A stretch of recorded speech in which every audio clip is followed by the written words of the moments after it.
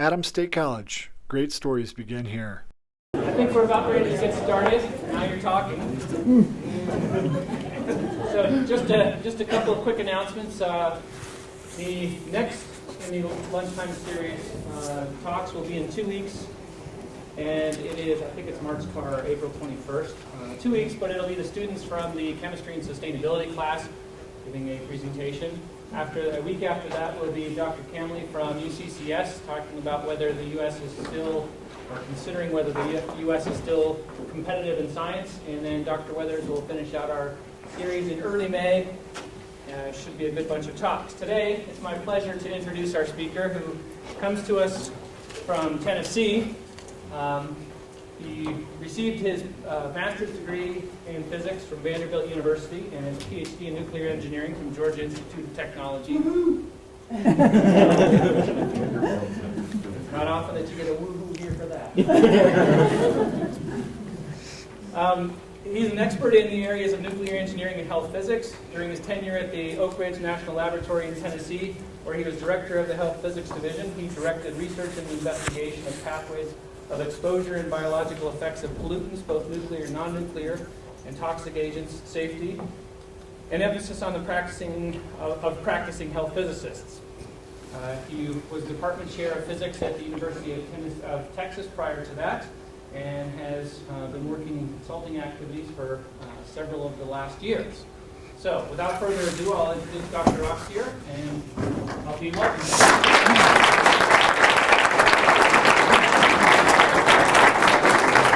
Well, thank you, Dr. Naring, for a nice introduction.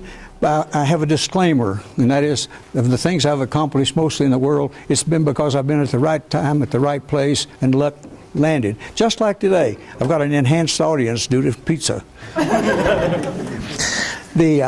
I'm going to cover several subjects briefly because, having advance warning that I have a diverse audience, I'll talk about projects that involve science, engineering, nuclear engineering, but in an indirect way. The real emphasis is going to be on the radiation of the human being to various kinds of sources.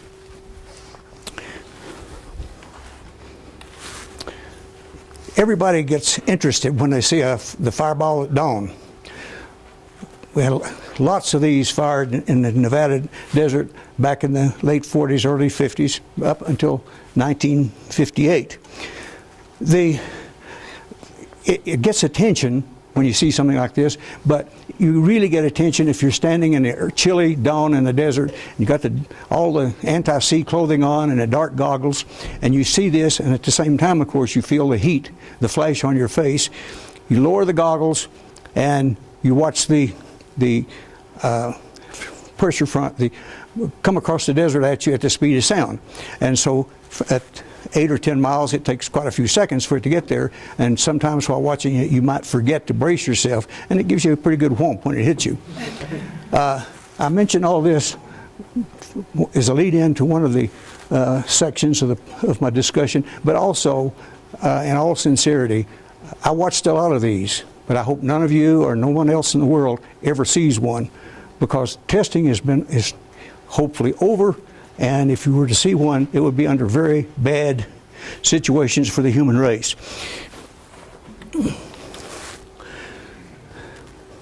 Did I hit two at once? There it is. What you're seeing now is a view of Hiroshima, Japan, made a few days before the 6th of August, 1945.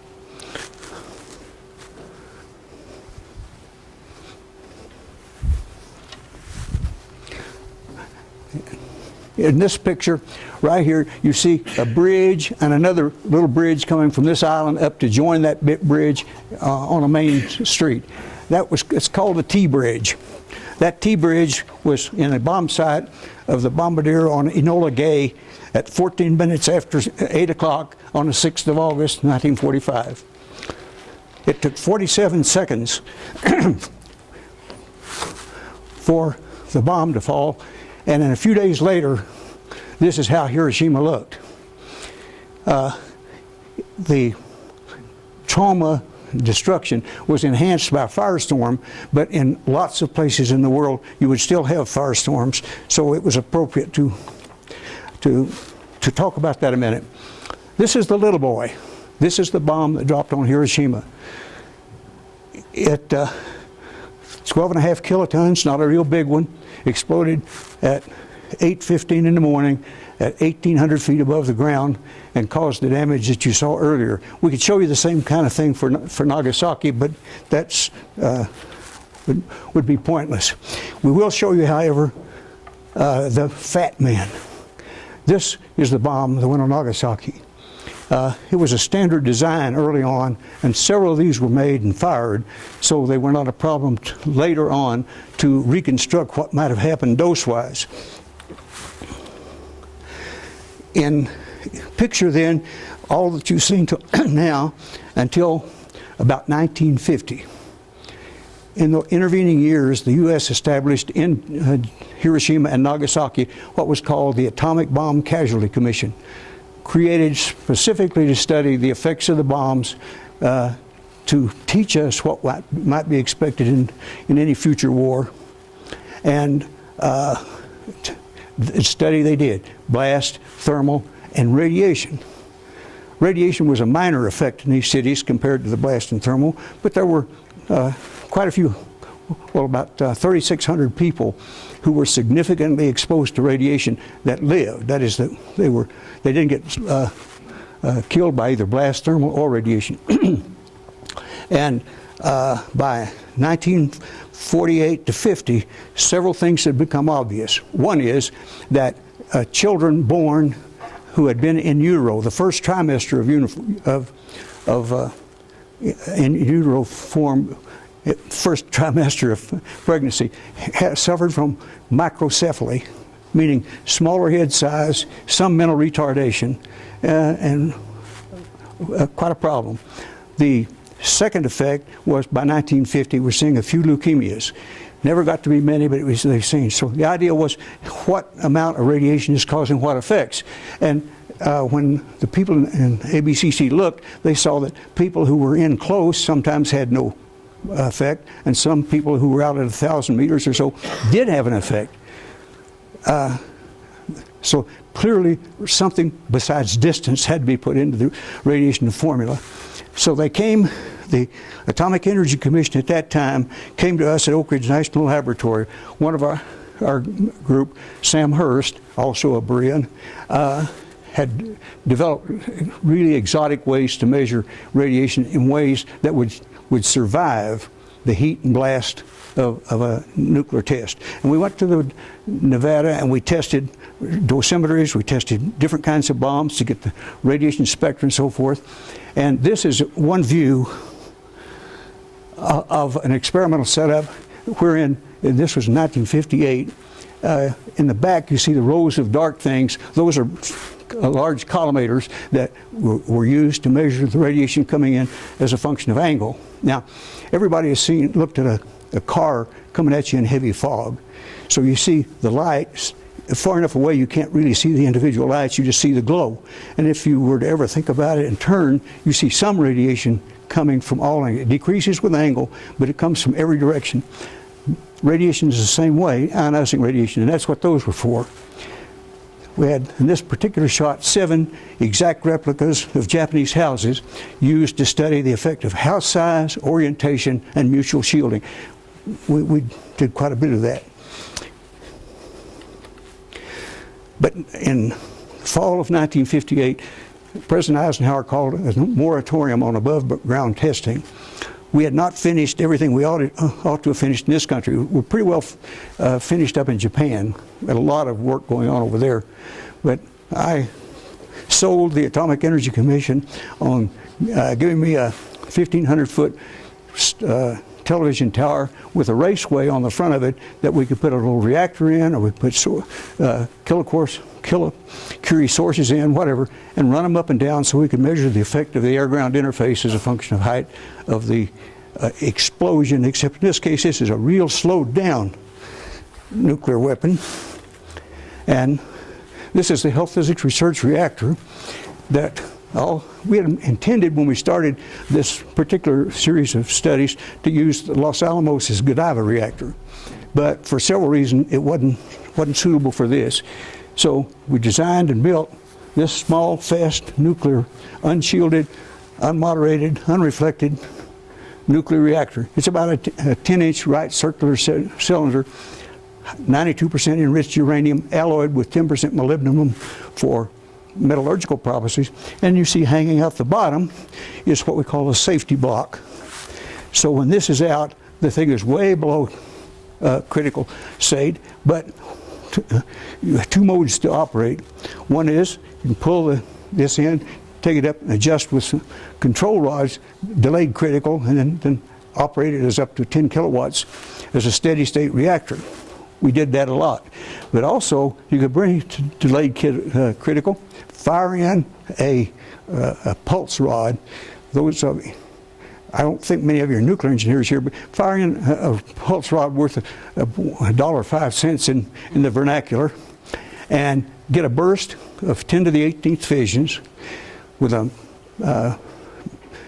half height width of 60 microseconds, a peak power of 100,000 kilowatts, and at that instant, it was equal to all the power that the Tennessee Valley Authority used to generate. They generated constantly. We did it for a few microseconds, but it was a very powerful tool, and we used it for lots and lots of things. After the experiments, it went back to its, well, first, as a subsequent to those experiments, we were able to come up with dose versus distance curves for Hiroshima and Nagasaki. This one's for Nagasaki. They a similar set, but different, more neutrons in Hiroshima, but the idea is we had the dose curves. By the way, in case anybody's wondering about me running over, I'm dedicated to 40 minutes, and my wife's here, and she's going to do this if I don't stop. John, ask them if they can hear you in the back. Can you hear me back there? Sure. They got good hearing.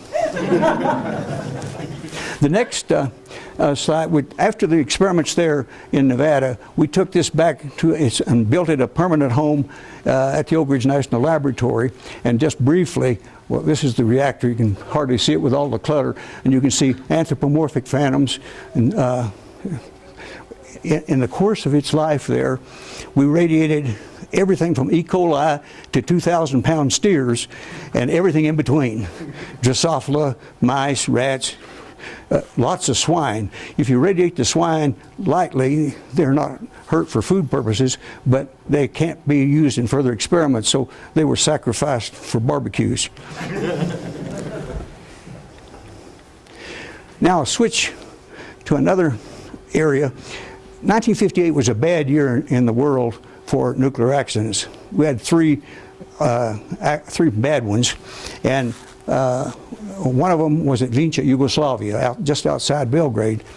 And by 1960, the International Atomic Energy Agency had made arrangements with the Yugoslav government, with Tito's own approval, to come back and do what you see here.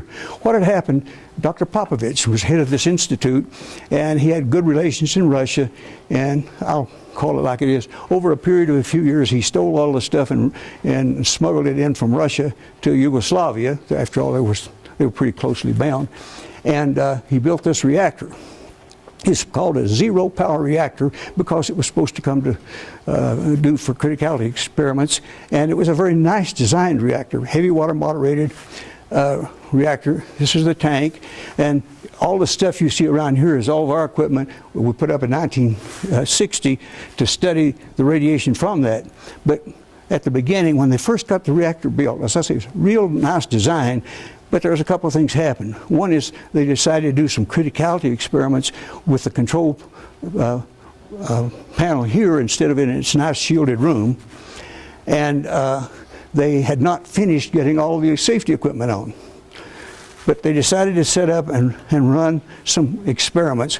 And there was an attractive young lady sitting at this thing. I mention an attractive young lady not as a sexist, but because there's a guy come along that appreciated her attributes, and he got to talking to her and distracted her while the pumps were running to run the heavy water into the tank, and she overran it, drove it to criticality, and people were badly irradiated.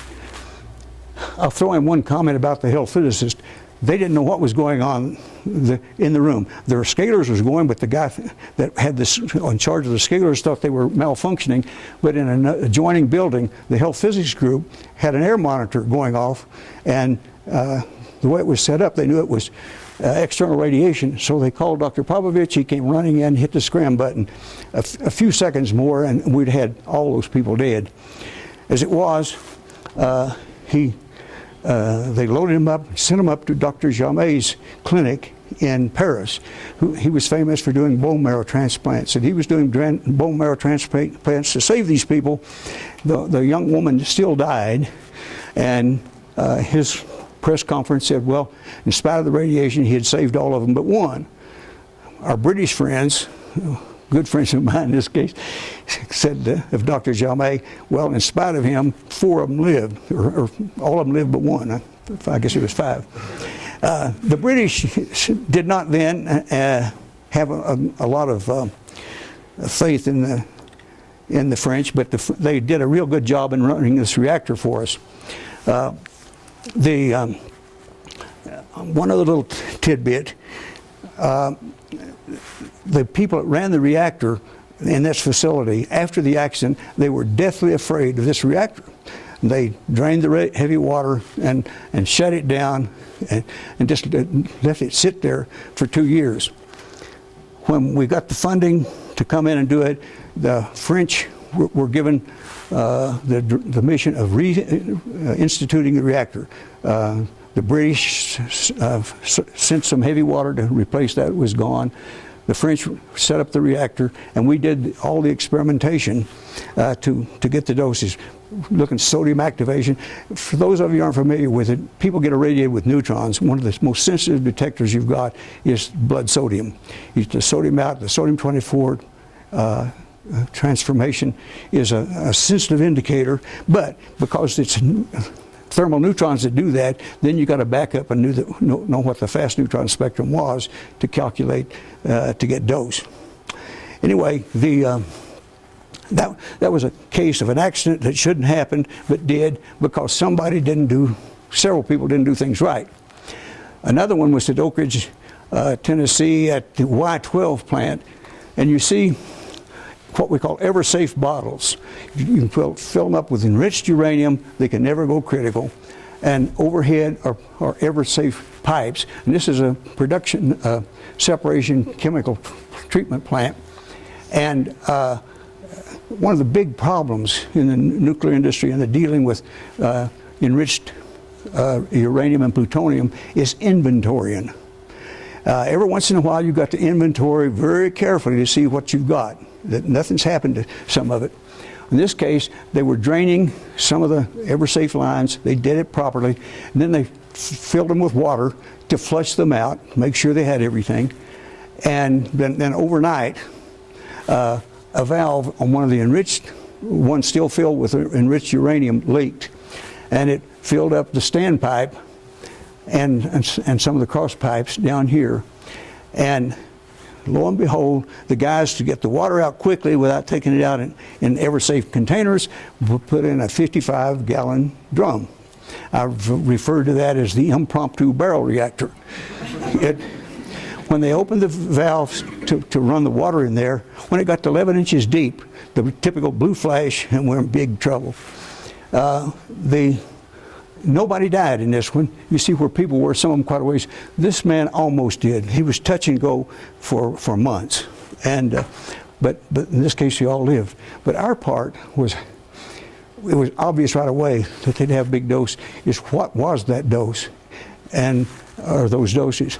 So we used a burro, rigged up at the criticality lab, and used a burro to measure sodium, and had all kinds of detectors put up, and we, over a period of about 6 days, were able to tie down the doses to these people. And at that stage, we said, these people are going to live. They're going to be sick for a while. This man's touch and go, but he did live. Hey, I'm way ahead of schedule.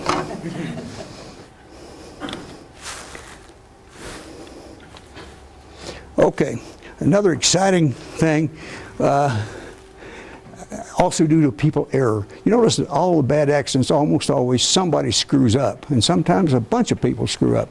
This is 3 Mile Island, and after the Unit 2 melted down, they established the President's Commission on Exploring 3 Mile Island. I was on the staff to head, I picked out 4 other HPs to help me to establish what the dose to the surrounding population was. And it was a very low dose.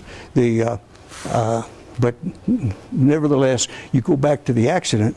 Early in that morning of the accident, like 4 something in the morning, if everybody in the control room had gone to sleep, we wouldn't have had a problem. What happened, a valve stuck open, PORV valve, and was draining the primary system of water. This is for those that are interested, this is a PWR.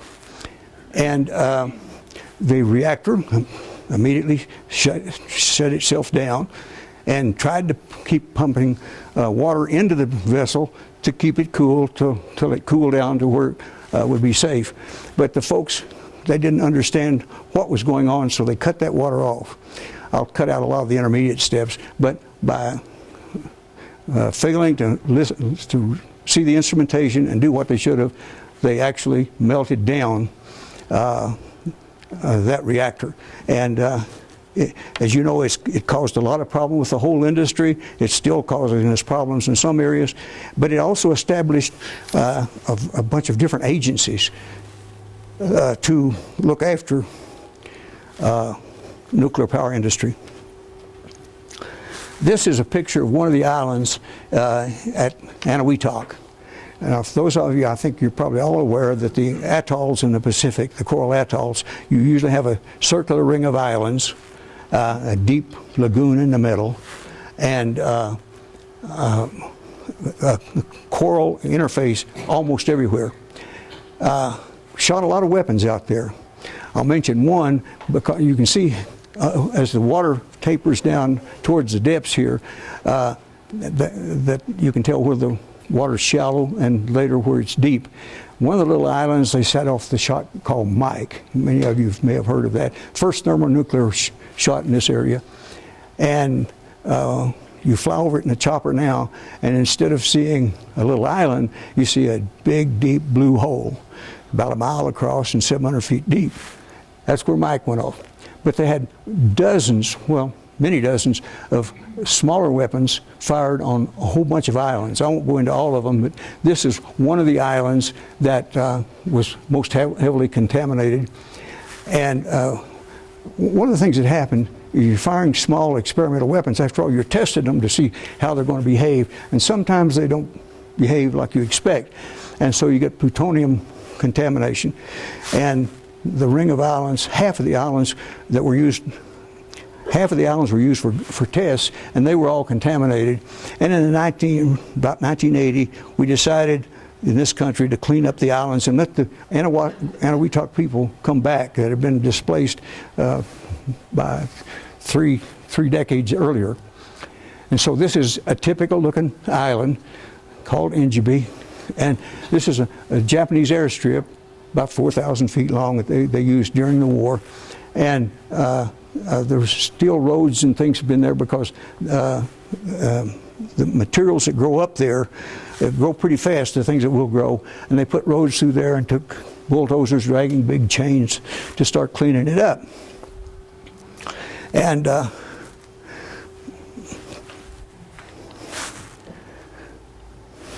this is an uncontaminated island. This is one of the what we call the laboratory island at Medrin, down on the south part of the atoll.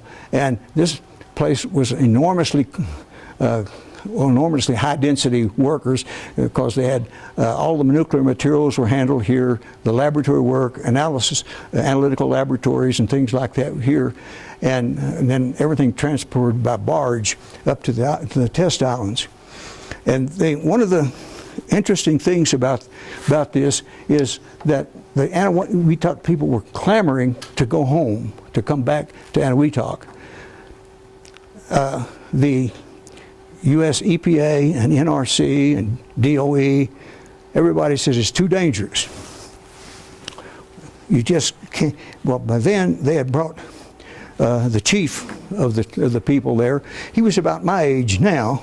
I mean, then he was about the age I am now, and a short little guy with a real smart person. And he looked at all the things, and he kept saying, "We want to go home." Some of these islands had lots of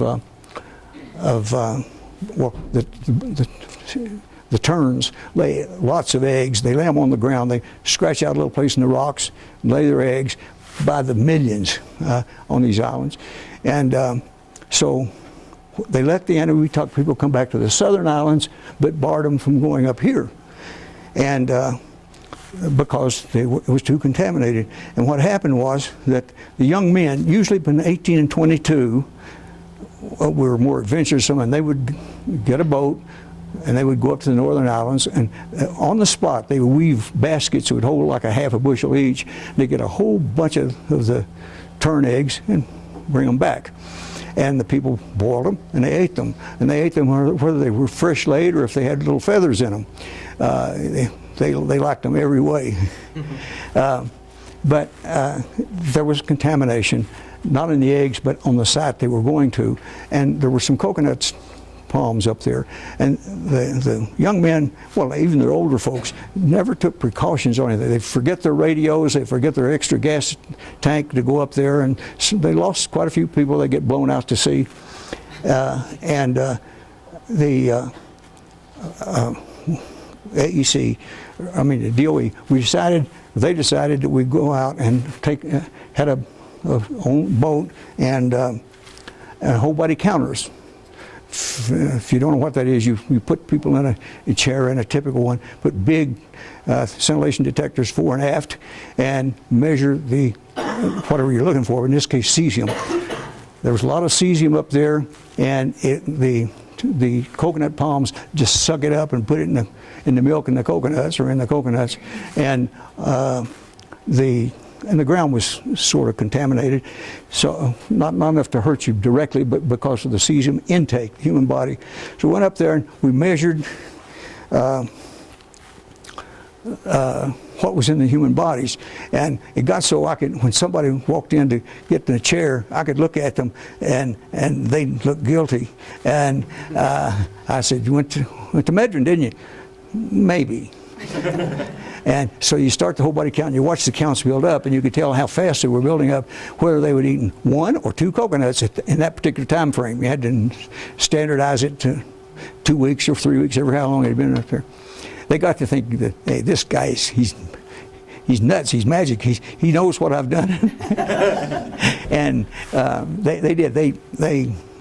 What I'm leading to is they did not lead the safest lifestyle you'd ever seen. And I demonstrate this with this slide. They're coming out to get a whole body counted, and this is a Boston whaler that's posted inside for 6 adults. You can't count them, but there's over 20 people in that, counting the kids. And you can see they don't have much clearance on the water. They were living a sort of a dangerous life. And we had a big meeting out there with the chief and the sub-chiefs and people.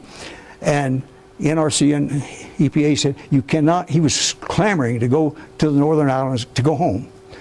Half of the islanders lived on the north and half on the south. And they kept telling me it's unsafe. And the chief, he said, "How unsafe?" And they finally, after lots of motorboating around, said, "Well, you have one cancer fatality per generation." And he knocked it blown up. He said, "We go home."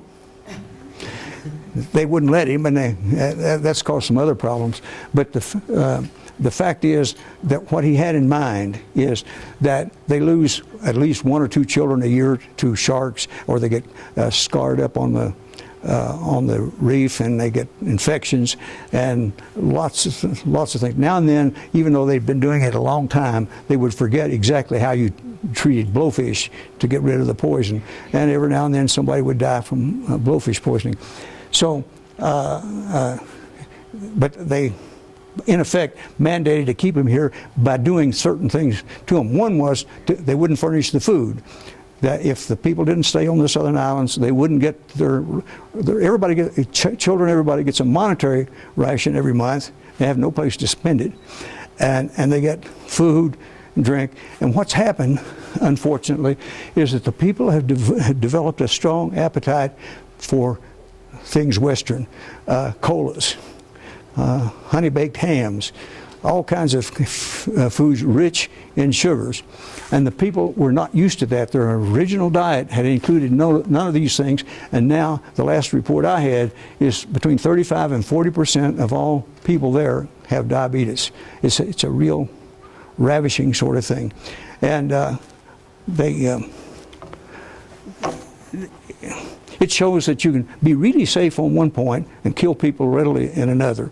And one of the things that has not distinguished our governmental actions in in my lifetime is a business of understanding the whole big picture. And now, I will take any questions that anybody wants to throw at me. I'm doing okay. You're doing great.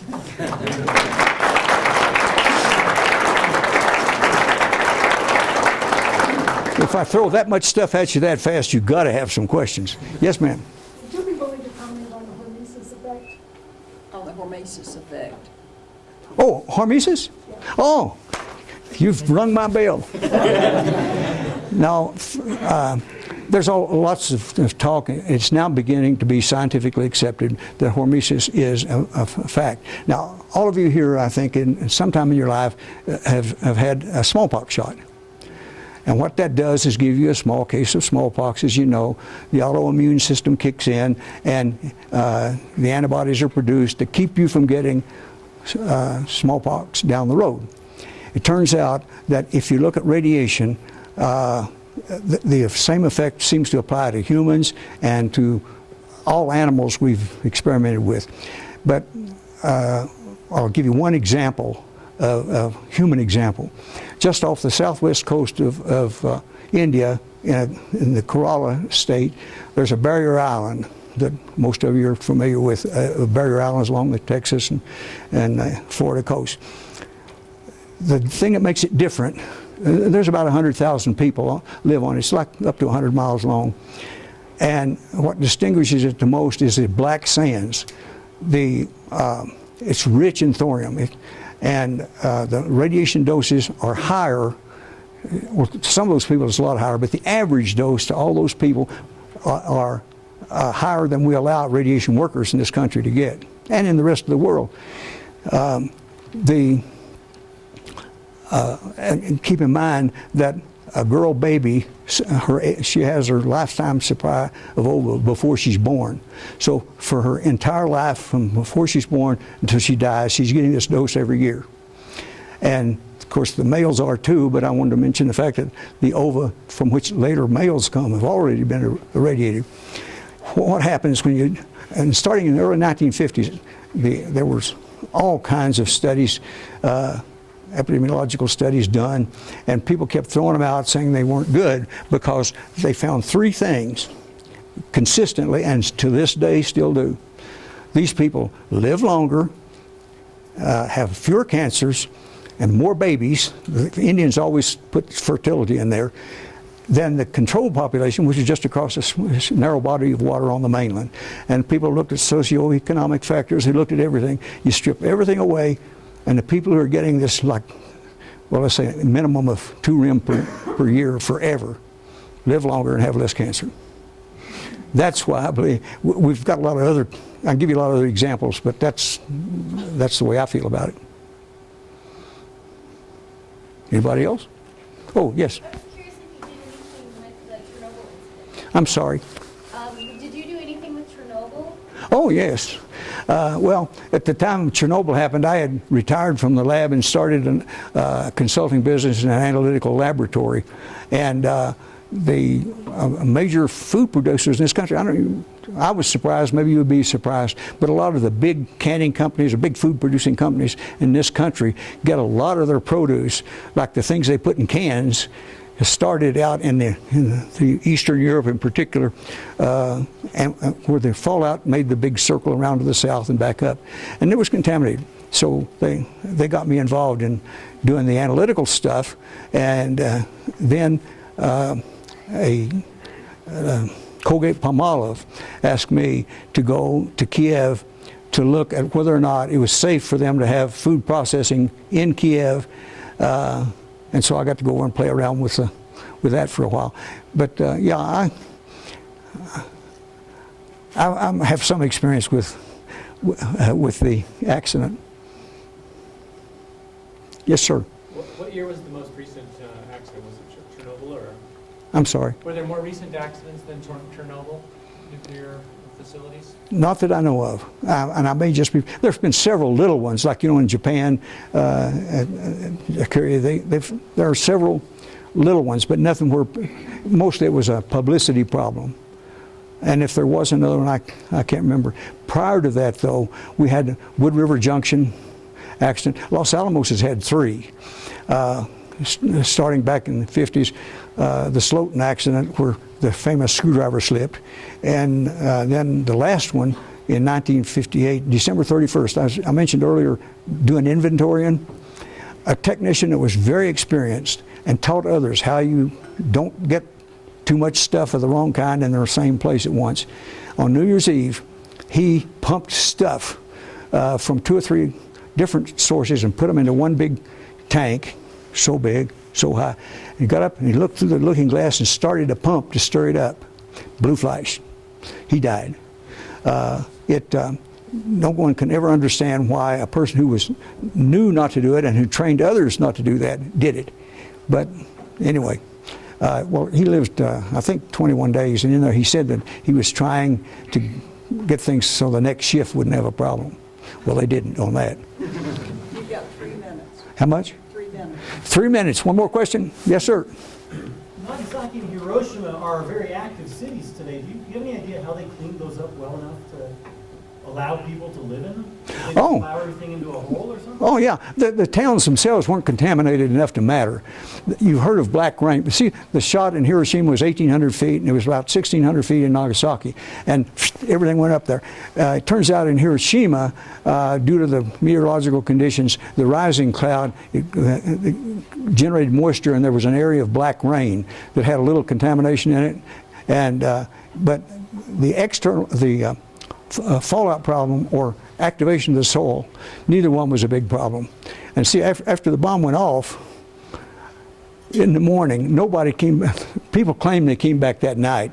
We couldn't find that, and we had some really good ways of finding them. But the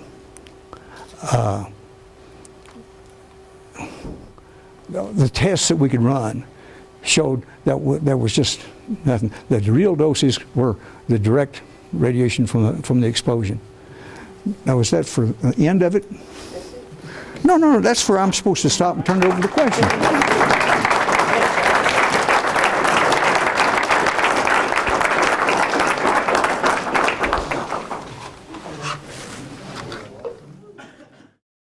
Adams State College. Great stories begin here.